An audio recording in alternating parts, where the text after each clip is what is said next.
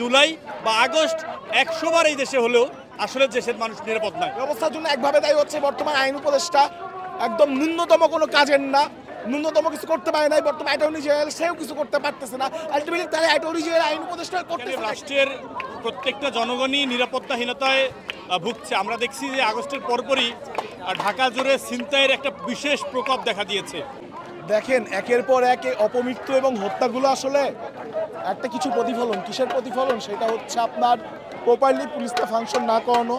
কোনো মানুষ যখন ভিকটিম হচ্ছে কোনো একটা অপরাধের, তখন তাকে সেফটি দিতে না পারা এবং বিচার ব্যবস্থা আসলে পূর্ণগতি না আনা। এটার কারণে আজকেই যে জোবায়েদ মারা গেল, যারা মারলো তাদের এত বড় সাহসটা আসলে কীভাবে করে হইলো?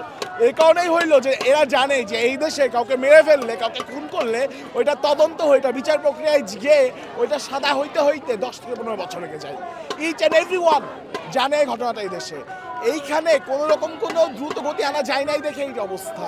ব্যবস্থার জন্য একভাবে দায়ী হচ্ছে বর্তমান আইন উপদেষ্টা, একদম ন্যূনতম কোনো কাজের না, ন্যূনতম কিছু করতে পারে নাই। বর্তমান অ্যাটর্নি জেনারেল সেও কিছু করতে পারতেছে না। আলটিমেটলি তারা অ্যাটর্নি জেনারেল আইন উপদেষ্টা করতেছে নাকি?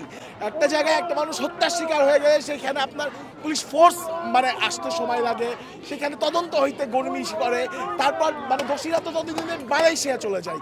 এই যে একটা দীর্ঘসূত্রিতা, এই দীর্ঘসূত্রিতার কারণে আসলে বিভিন্ন জায়গায় হত্যাকাণ্ড অপমৃত্যুগুলো আসলে ঘটতেছে। তার কারণে যে করে সে জানে যে অ্যাকচুয়ালি এখান থেকে কোনো রকম কোনো কিছু হবে না, কোনো বিচার সে ভিকটিম পাবে না। এটাই দেখেন শিক্ষার্থীদের হত্যাকাণ্ড, এটা আমরা স্পেসিফিকলি যে শিক্ষার্থীরাই হত্যাকাণ্ডের শিকার হচ্ছে আগস্টের পরে, ব্যাপারটা নট লাইক দ্যাট। এখানে রাষ্ট্রের প্রত্যেকটা জনগণই নিরাপত্তাহীনতায় ভুগছে। আমরা দেখছি যে আগস্টের পরপরই ঢাকা জুড়ে ছিনতাইয়ের একটা বিশেষ প্রকোপ দেখা দিয়েছিল।